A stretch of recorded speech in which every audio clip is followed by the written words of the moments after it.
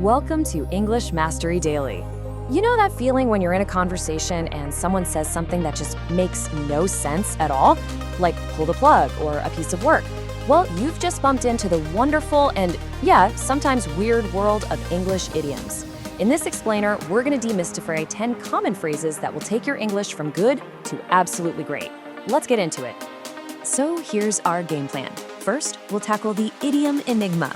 Then we'll talk about why these phrases really matter for fluency. After that, we'll unlock 10 awesome idioms, go over some common mistakes, and I'll give you a playbook to practice, and we'll wrap it all up with a super handy cheat sheet at the end. Okay, let's start with that moment of pure confusion that we have all felt. You're chatting with a native speaker, you're keeping up, everything's going great, and then boom, they say something that just stops you dead in your tracks. Imagine your friend says this to you. You're probably thinking, am I act? Am I in a play? What am I supposed to be performing? It feels like it comes out of nowhere, right? And that, right there, is the heart of the idiom enigma. The words themselves don't give you the real meaning. So, why is it so important to crack this code? Let's find out why this matters so much. Look, mastering idioms isn't just about memorizing more vocabulary. It's about getting the culture, the humor, and the whole creative vibe of the language. Honestly, it's like your secret key to real fluency and confidence. When you get idioms, a whole new world of communication opens up. All of a sudden, you'll understand the jokes in movies, you'll sound way more natural when you speak, and your confidence is just gonna soar because you're not lost in conversations anymore. It's a total game changer. All right, it's time to build your toolkit. We're gonna break down 10 fantastic idioms that you can literally start using today. First up, the one that got us started. Get your act together. It's kind of like an actor preparing for a show. They need to get everything organized.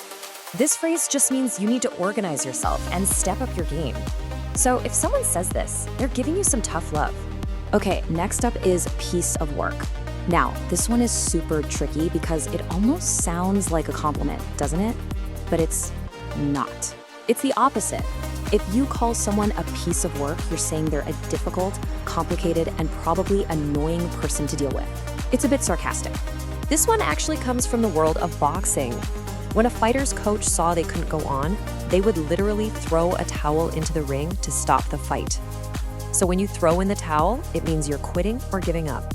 I love this one. It's such a powerful visual, right? You just imagine yanking a plug from the wall and everything just stops. That's exactly what it means, to suddenly end a project, a plan, or some kind of activity. This phrase has a real historical feel. Arms used to mean weapons. So if a whole group of people are up in arms, it means they're so angry and outraged that they're practically ready for a fight. It's for some serious collective anger. This is what you say to someone, or, to yourself, when your emotions are all over the place. If you feel like you're about to lose it, you need to pull yourself together, which just means get it together, regain your composure, and calm down. Another great visual. If your head is literally in the clouds, you can't see what's happening down on the ground. So this phrase is a direct way to tell someone to stop daydreaming and get back to reality. Focus on what's right in front of you. This is a really beautiful one about loyalty. Thick represents the hard times, like trying to get through a thick, dense forest. And thin represents the easy times. So if you're with someone through thick and thin, you're with them no matter what happens.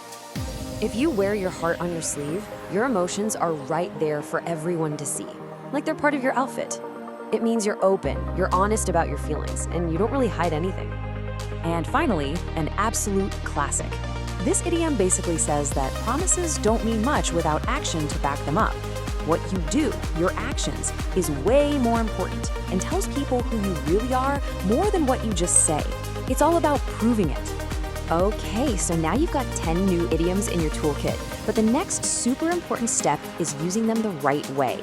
It's actually really easy to make little mistakes that sound a bit off. So let's cover the big things to avoid. Using idioms is all about precision. Think of them like a fixed recipe. You can't just swap out the ingredients. You have to say pull the plug, not pull the wire. Context is everything. You wouldn't say your coffee is up in arms. And hey, once you use an idiom, trust that the other person gets it. You don't need to explain it. Just stick to the exact phrasing and you'll be golden. So learning these is one thing, but how do you make them actually stick in your brain? Let's dive into our practice playbook and find out. This is all about active learning, okay? Don't just read the list. Create a really strong mental picture for pull the plug. Write a sentence about a piece of work you actually know. Say through thick and thin out loud until it just rolls off your tongue. Seriously, the best way to learn is by doing. Pick 1 or 2 of these and try them today. You'll be amazed how well it works.